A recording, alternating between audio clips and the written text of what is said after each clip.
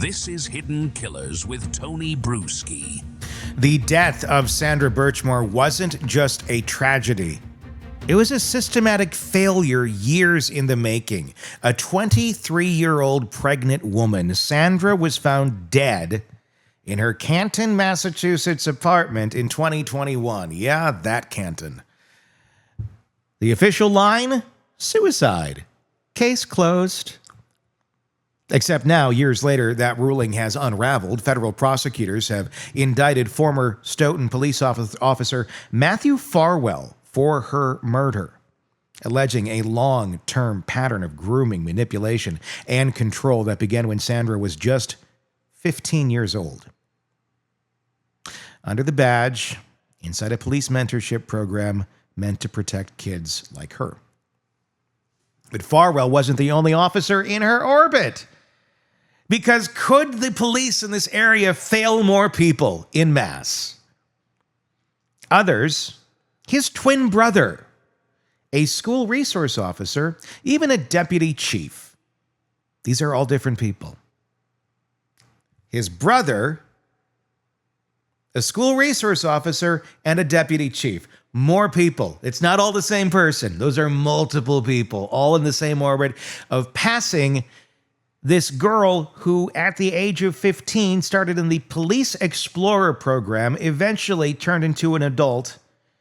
Matthew started violating her under the age of 18, and then the others just thought, well, we've heard such good reviews. It's insane. This is insane. But this is how these people acted. And only one has charges against them.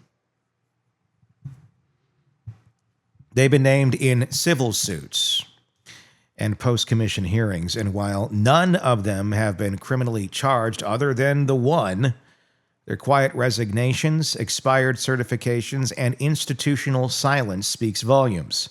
It's a story that goes beyond one predator and begins to look a lot more like a culture of rape.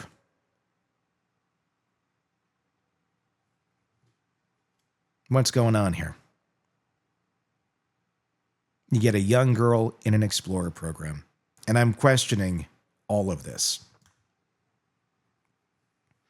Because from what we understand, the other three men who have had no charges against them, their physical connections with Sandra happened after 18.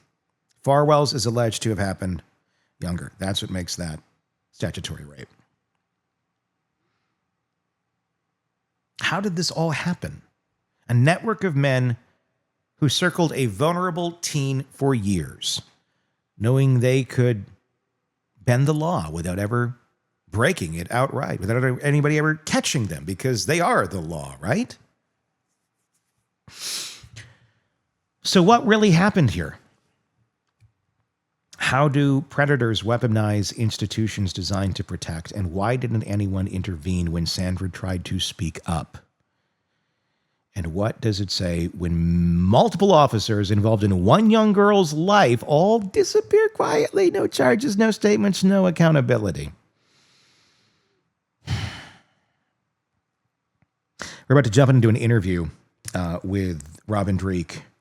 Before we do, though, I want you to do one thing for me. Please do hit subscribe wherever you're listening to this, if it's on the podcast platform. But I'd really like it if you went to our YouTube channel, Hidden Killers with Tony Brueski. Just search for that and comment on this story and let me know what you think. See, if you're out there in the podcast world right now, driving around later tonight, whenever, go over to our YouTube channel and let us hear your thoughts. And if you're there right now, please, fill it out. Let us know what your thoughts are, and let's have a conversation about this case. I'd really love if you can do that. So, to help us break all of this down, Robin Dreeke, retired FBI special agent, but he's not just a retired FBI special agent. He was the chief of the FBI's counterintelligence behavioral analysis program. Yeah. He brings decades of experience analyzing power dynamics, behavioral manipulation, and what happens when an entire system enables abuse. I asked him to help us understand the psychology at work, not just in the abuser, but in the culture that lets him operate so unchecked. So let's start here. When the people tasked with protecting the vulnerable become the ones exploiting them, how do you even begin to dismantle that? Yeah, I think it's a clear case, again, innocent until proven guilty, of just using a position of power and authority to gratify his sexual needs. I think it's just purely that control, sex, and just abusing someone who's vulnerable. And they're using the platform of the Explorer program, which is a great idea, great concept, when it's executed well by healthy individuals that are going to be put into those places of authority to interact with youth who are at a critical stage of development in their lives. They're looking for stability. They're looking for safety. They're looking for structure. They're looking for a path forward in life, to do something exciting, do something of service. And this one individual destroyed that. Completely. It's one of those things where we're looking at this going, okay, Farwell is arrested. He's been charged. He's the one who we know had relations with her before she was 18, starting at 15. There's some other officers who have not been charged with anything because they allegedly, as far as we know, were having relations with her after she turned 18. So it was technically legal. But you look at the system, and these guys, a lot of them knew her well before that. You have a school resource officer being one of them. You have his brother being one of them. And God knows who else, who we don't know about, that was one of them. And they all kindly, not kindly, but silently just kind of, drifted off into the ether. One resigned. I think they both resigned from their positions and just kind of, or one of them also let their credentials lapse in terms of being renewed. And now they're just out there, not saying a word about it. Technically, what they did, as long as it was after they were 18 and it was consensual, was legal under the eyes of the law. But the creepy factor of this here is, it seems like a lot of these guys were looking at her in this Explorer program when she was a child, and then ended up going, obviously, much further when she became an adult. Is there, unless you can prove that they did anything with her under the age of 18, is there any recourse for this? Is there anything that these guys can be charged with? Or is it just it's kind of a sick thing? It's just a sick demonstration of behavior. There's always creepy guys out there that go after women that are far too young for them. But this one just has a different layer of darkness to it. Yeah, I don't know about the legal aspect of it, whether they can still go after him or not, especially if she's of legal age. I'm not thinking so. Mm-hmm. When you talk about that layer of creepiness too, I want to first caveat that the very vast majority of law enforcement doesn't do this. Sure. But there are cases. As a matter of fact, I personally know of cases in law enforcement and in departments where, unfortunately, you have a very, very male-dominated environment, and they will prey on women, and they will.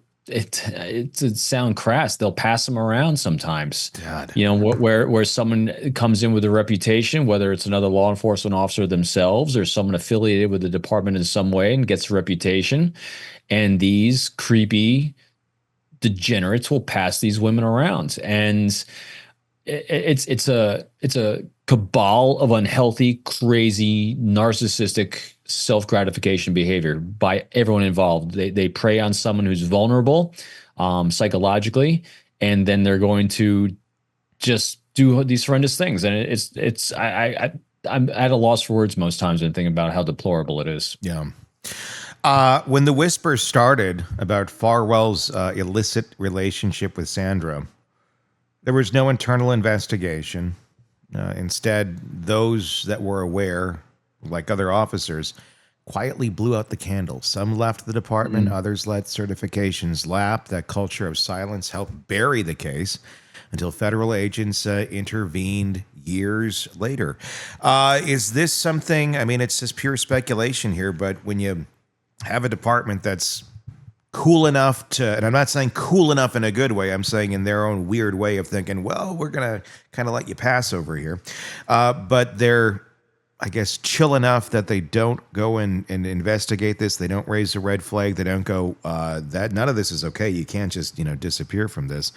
That's a culture. That's not just one person that's trying to slowly slip into the silence. That's other people going, okay, we'll let you pass. What does that say? Does that mean other people could be involved in this that we don't know about? Does that just say, look, I got your back here because you got my back there? I mean, it's obviously there's that solid line of blue that can exist in some departments. What do you think is happening here? I mean, this is a department. It's Canton PD. Again, we're back here. We're back in near Karen land. Yes. And this is what a lot of people had issues with in the Karen trial. They would look at this. They were trying to even bring some of this evidence into the trial, but they did not, of showing a pattern of bad behavior, of covering things up. And this is not the Karen Reed case. And I think the two stand very differently on their own. But again, we got that culture going on where things kind of, we can do weird things and nobody's going to question us. What are your thoughts on how this is working out over there and what needs to change if it hasn't already? So here's what's going on behaviorally. Anytime we see horrendous, chaotic things, we just got to slow down. We'll break it down behaviorally and take a look. So first, let's go back to motivations of all human beings that are designated Homo sapiens, us. We are genetically and biologically coded to act in our own best interest in terms of our safety, security, and prosperity according to what we think that is. We're always going to act in terms of our safety. And so if we're looking at people's actions, we always have to then assess and assume that the actions they're taking are actions they're taking that they think from their perspective, from their context, using that deep empathy we talk about. In other words, walk in their shoes. They're acting in their best interest and what they think is going to keep them safe. So when people are acting outside of the norms of standard human behavior and ethically and morally, that means that there's a lever of influence over them of fear, because people will act and take actions based on fear. So in situations like this, where people are doing these sorts of actions, getting away with these sorts of actions, and then moving away from, in these cases, like silently trying to resign and get out, there's at least one individual from a higher point that has a lever of fear over people that are going to speak out. And so anytime I see situations like this, I'm going to start poking and looking and examining who is in a position of influence over everyone else that can use a lever of fear for people underneath. And so that's where I'm looking first. And so it comes down to me. The greatest things you can do in a situation like this is who's leading, because it's that leadership someplace. And it could be a position of title and authority, or it could be just a position of influence because of that personality trait that it puts them in that position that gives them that lever of fear over others. That conversation there lays bare with Robin Dreeke what most of us already felt in our gut. Sandra Birchmore's death wasn't just the result of one bad cop. It was the product of a broken culture. A culture where power shields the predator, where silence is rewarded, and where even after someone dies, the institutions responsible retreat into legal gray areas, quietly hoping it all just fades away. Nothing to see here, everybody. Robin's breakdown of fear-based behavioral compliance is especially chilling. When people start acting against their ethical compass, when they ignore abuse or resign rather than speak up, it usually means someone above them is pulling strings with a lever made of fear. Whether that's positional authority or social influence, the effect is the same. Good people go quiet, and predators stay protected. What Robin described about the psychology of those in charge created an ecosystem of fear and silence is the kind of analysis that hits harder than a court document, because it's not just about who committed the crime, it's about who allowed it to go unchallenged, who benefited from the silence, and who will keep doing it if systems aren't radically changed. But here's where what sticks with me most. Okay? Sandra Birchmore didn't just fall through the cracks. She was punished. She was pushed by a structure that looked official, looked credible, looked protective, but was quietly rotting underneath. And now that we know, now that we see it for what it is, the question becomes how many other Sandras are out there, still being isolated, still being gaslit, and still passed around under the guise of mentorship. Mentorship doesn't come out of your zipper, assholes. Robin's message is clear. Abuse doesn't thrive in darkness. It thrives in silence. And if we want to stop this cycle, we have to stop looking away. Until next time. Let me know what your thoughts are in that comment section about this case. On YouTube, search Hidden Killers with Tony Brueski. Maybe that's where you are. Maybe that's where you're watching this. Great. Let your voice be heard, please. There's no wrong statements out there. So please do that. And if you want to start commenting on all of our cases, all of our stories before everybody else, you can become a premium subscriber of ours on YouTube. It's all brand new. And then you get access to the videos as we make them. So days, weeks, sometimes ahead of their release, everything we make as we publish and put it out there into the schedule, you get it immediately. So that gives you first dibs at having your voice heard on all of those pieces. So we got a lot out there that we discuss. So please do check that out, and it helps support the channel as well. Let your voice be heard, though. There's no cost for that, no matter what. Looking forward to hearing it. Until next time, for all of us here at True Crime Today and the Hidden Killers podcast, my name is Tony Brueski. We will talk again real soon. Want to stay on top of the latest true crime cases? Press subscribe now and never miss a breaking update from the Hidden Killers podcast and True Crime Today.